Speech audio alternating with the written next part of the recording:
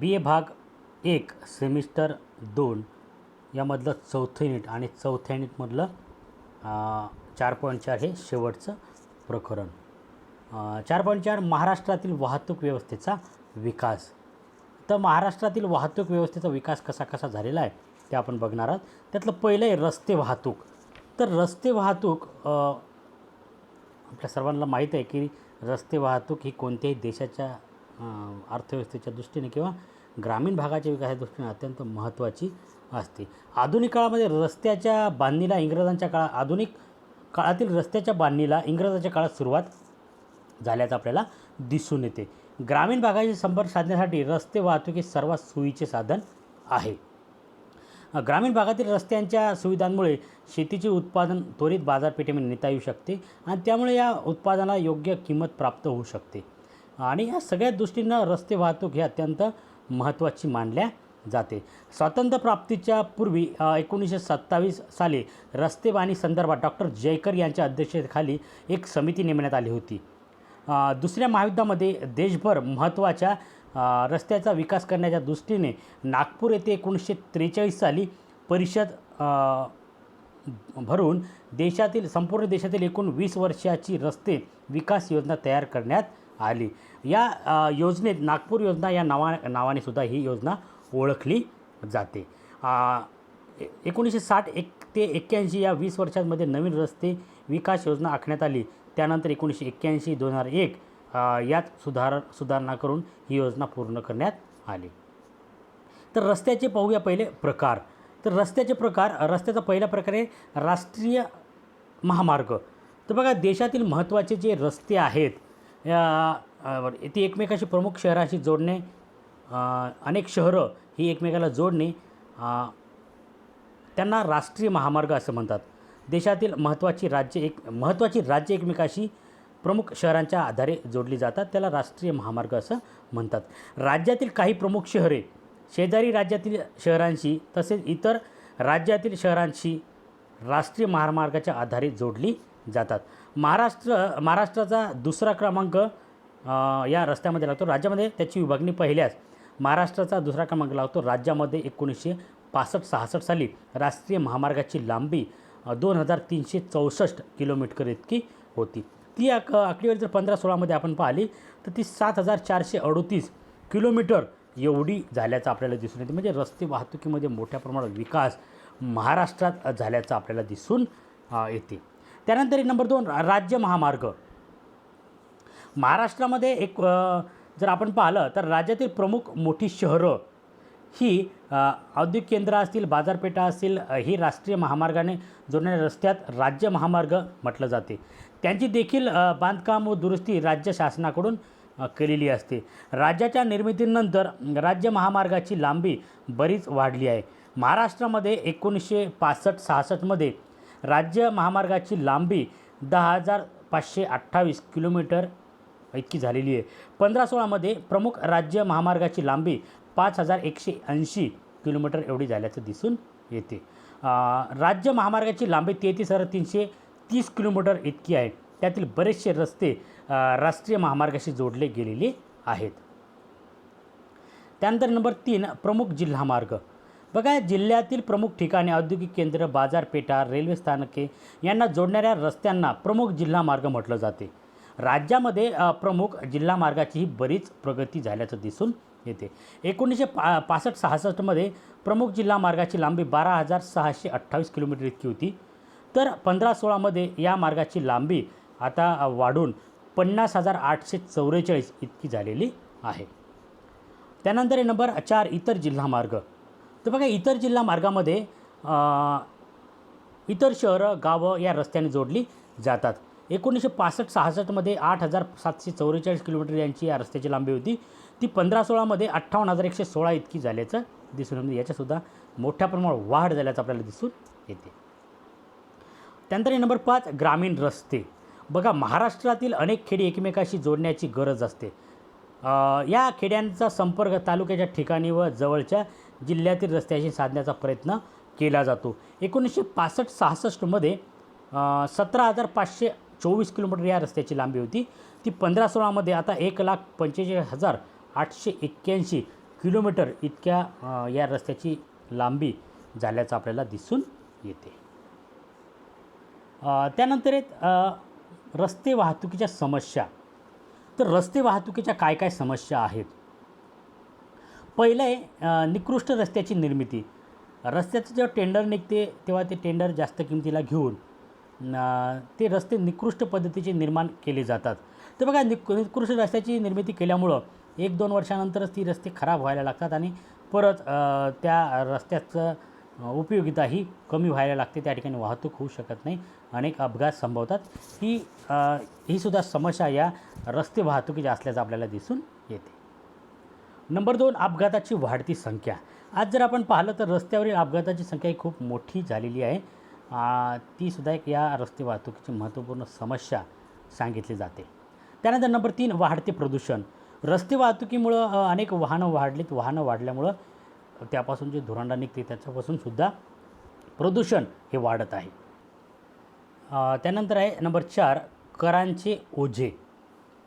तर कराचा सुद्धा एक मोठा बोजा या रस्ते वाहतुकीसाठी एक महत्त्वाची समस्या म्हणून निर्माण झाल्याचं आपल्याला दिसून येते. त्यानंतर रस्ते मार्गाचा असमतोल विकास. सगळ्याच रस्त्याचा काही विकास झालेला दिसत नाही. काही रस्त्यांचा विकास झाला तर काही रस्त्यांचा अजूनही विकास झाल्याचा दिसून येत नाही.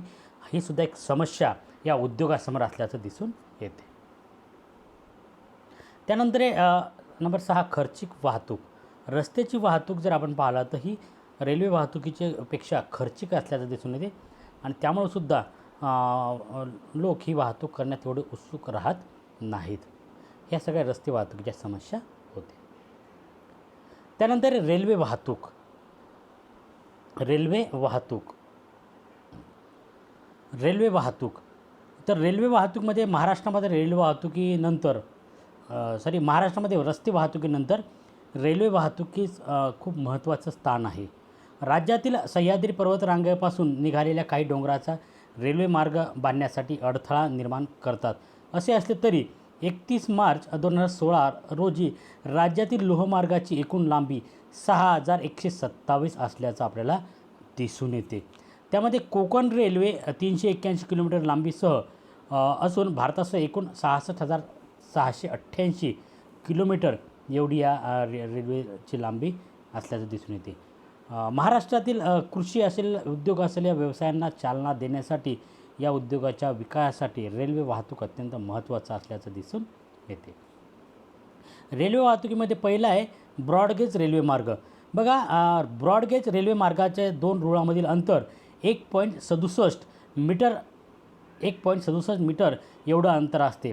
राज्यातील ब्रॉडगेज रेल्वे मार्ग आपल्याला दिसून येतील ते मुंबई दिल्ली आहे.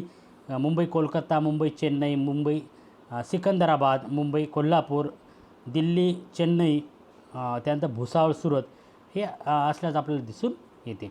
त्यानंतर मीटर गेज रेल्वे मार्ग. तर बघा मीटर गेज रेल्वे मार्ग या 2 रुळांमधील अंतर 1 मीटर एवढं असते. राज्यातील मीटर गेज रेल्वे मार्गाचं प्रमाण कमी होत आहे. 2006-07च्या आकडेवारीवरून 312 किलोमीटर या मीटर गेजची लांबी असल्याचं दिसून येते. त्यानंतर नंबर 3 नॅरोगेज रेल्वे मार्ग. तर या मार्गातील 2 रुळांमधील अंतर 0.762 मीटर इतकं असते. 2006-07मध्ये आकडेवारीनुसार 777 किलोमीटर लांबीची नॅरोगेज रेल्वे मार्ग महाराष्ट्रामध्ये उपलब्ध होता. त्यानंतर महाराष्ट्रातील रेल्वे मार्गाची वैशिष्ट्ये काय आहेत. तर पहिलं वैशिष्ट्य महाराष्ट्रातील महत्त्वाची शहरं रेल्वे मार्गाने जोडलेली आहेत. ही महत्त्वाची शहरे निश्चितच रेल्वे मार्गाने जोडली गेली आहेत. ती एक महत्त्वाचं वैशिष्ट्य या रेल्वे मार्गात सांगितले जाते. त्यानंतर नंबर 2 पश्चिम महाराष्ट्राच्या तुलनेत कोकण, मराठवाडा आणि विदर्भ मध्ये रेल्वे वाहतुकीस विकास बघा पश्चिम महाराष्ट्राच्या तुलनेत कोकण, मराठवाडा आणि विदर्भाचा पाहिजे तसा रेल्वे मार्गाचा विकास झाल्याचं दिसून येत नाही. त्यानंतर नंबर 3 मराठवाड्यातील बीड, उस्मानाबाद व विदर्भातील बुलढाणा आणि गडचिरोली या 4 जिल्ह्याच्या ठिकाणी कोणत्याही प्रकारचे रेल्वे मार्ग जोडलेला नाही. हे सुद्धा वैशिष्ट्य महाराष्ट्रातील रेल्वे मार्गाचं सांगितलं जाते.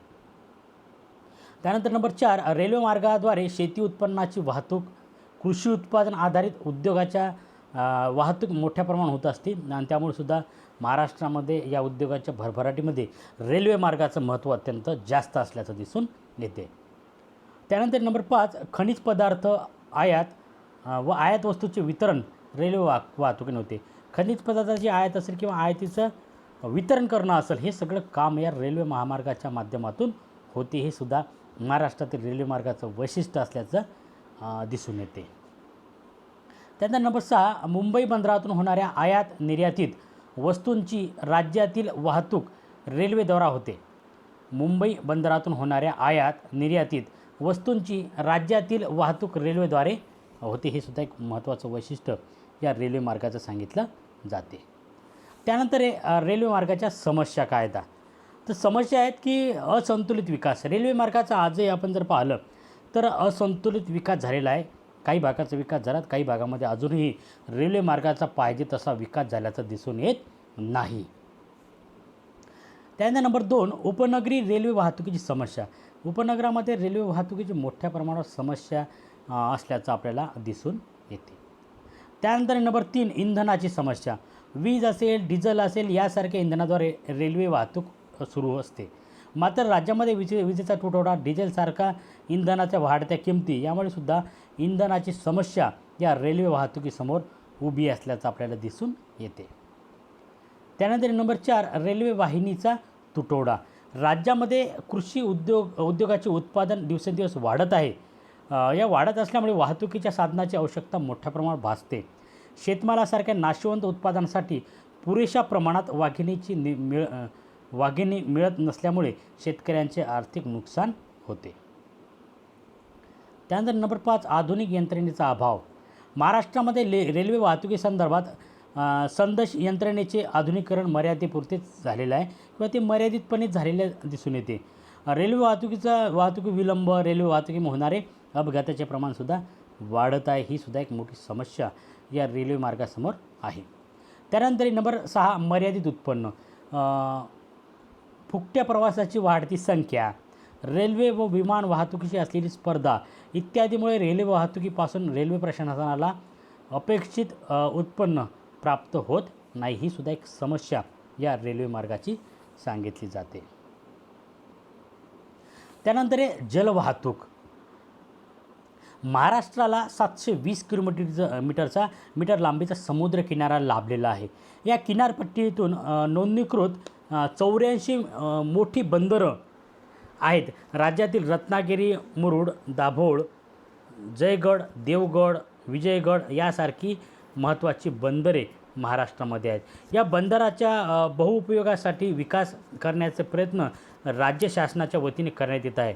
या 48 लहान बंदरांचा विकास करण्यासाठी राज्य शासनाने खाजगी क्षेत्रांसाठी बांधा, वापरा आणि हस्तांतरित करा ही योजना आखली आहे. त्यासाठी शासनाने 22 नोव्हेंबर 1996 रोजी महाराष्ट्र मेरीटाईम बोर्ड स्थापन केले आहे.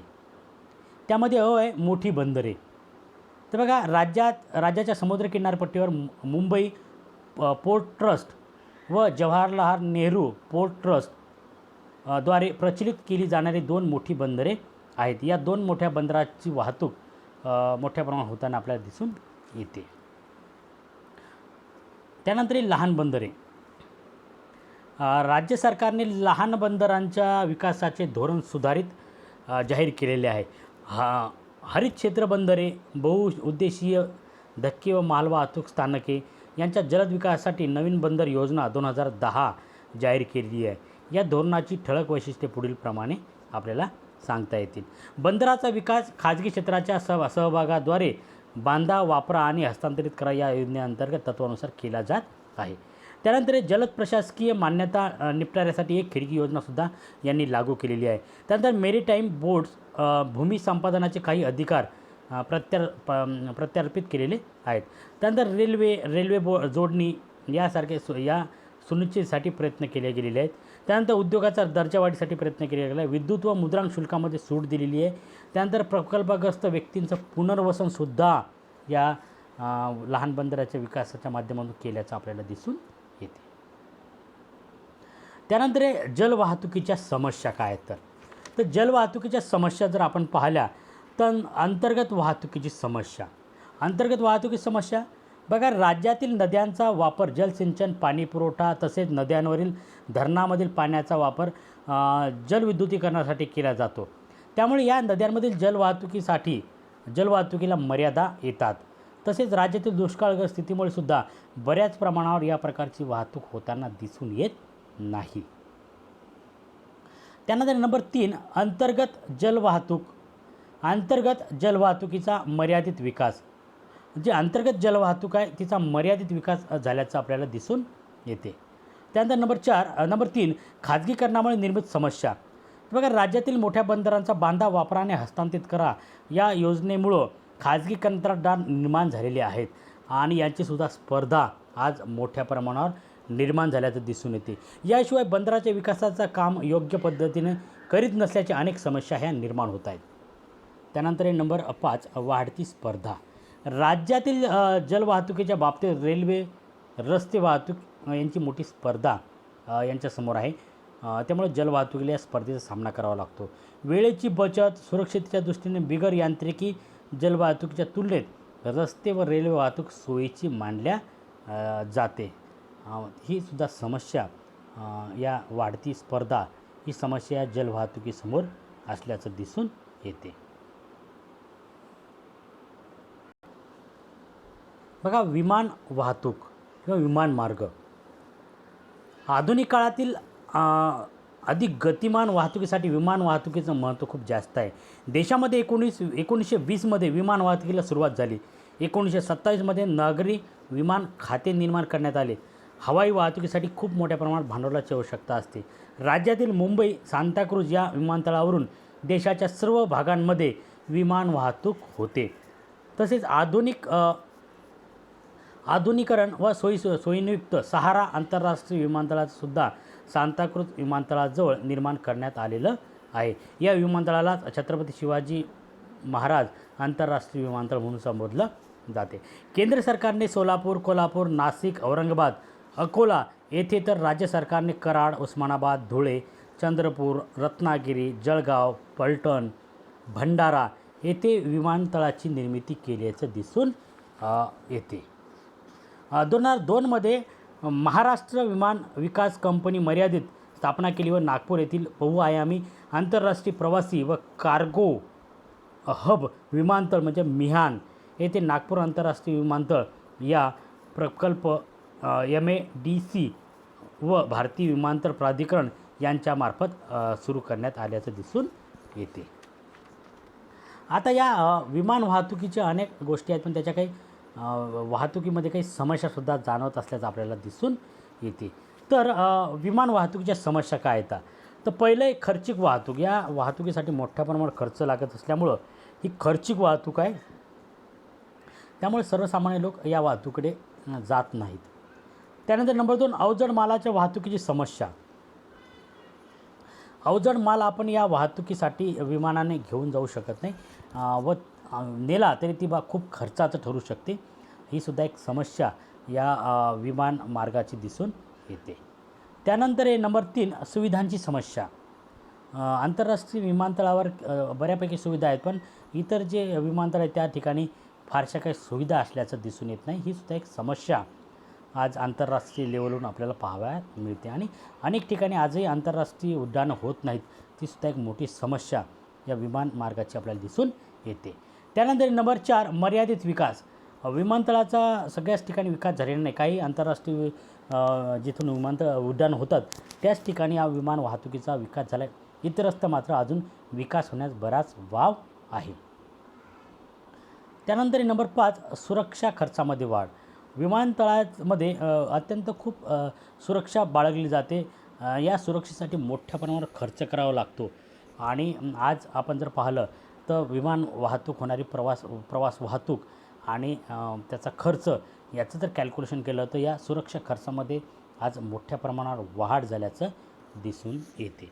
एकूणच पण हे जे आपण वाहतूक पाहिल्या, रस्ते वाहतूक असेल, रेल्वे वाहतूक असेल, जलवाहतूक असेल किंवा विमान वाहतूक असेल, विमानमार्ग असेल, या सगळ्या ह्या देशाच्या किंवा राज्याच्या विकासासाठी एक मोलाचं योगदान ह्या देत असतात. निश्चितच देशाच्या विकासामध्ये, राज्याच्या विकासामध्ये यांचं खूप मोठा हातभार असल्याचं दिसून येते. अशा प्रकारे आपलं हे चौथं युनिट, हे चॅप्टर आणि चौथं युनिटसुद्धा या ठिकाणी संपलं.